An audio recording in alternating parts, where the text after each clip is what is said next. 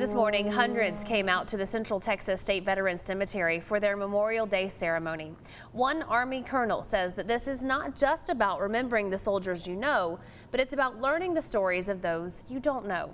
6 News reporter Andrew Moore is here to explain. Andrew? For this year's ceremony, officials invited guest speaker Colonel Ian Palmer, the commander of the 2nd Armored Brigade combat team on Fort Hood. Palmer told the crowd to remember our fallen soldiers and say their names today, though for some families the wounds are still healing.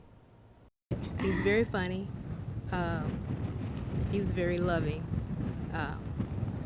And he was my big brother, so he was definitely a caretaker.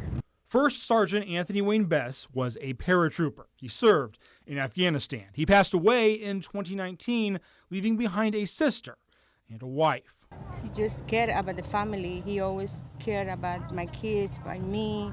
Bess's family was just one of many that came to pay their respects at Killeen's Memorial Day Ceremony today. That also includes Colonel Ian Palmer from Fort Hood, who led the keynote speech. That our debt to the heroic men and valiant women in the service of our country can never be fully repaid.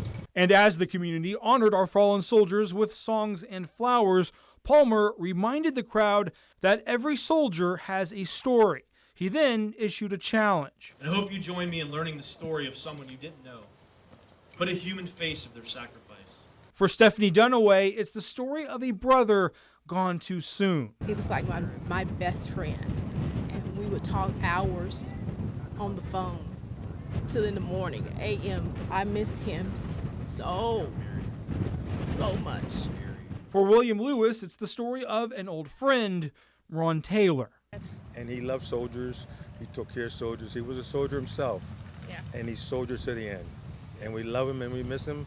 And for others, it's a story still too painful to tell. But for those who can, Memorial Day is a day to listen and a day to remind those left behind they are not alone.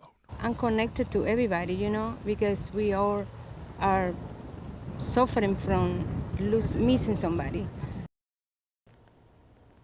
The Central Texas State Veterans Cemetery now holds more than 6,000 of our fallen soldiers. Iris Best told me she visits her husband often. They were together for 34 years. Leslie? Wow. All right. Thanks, Andrew.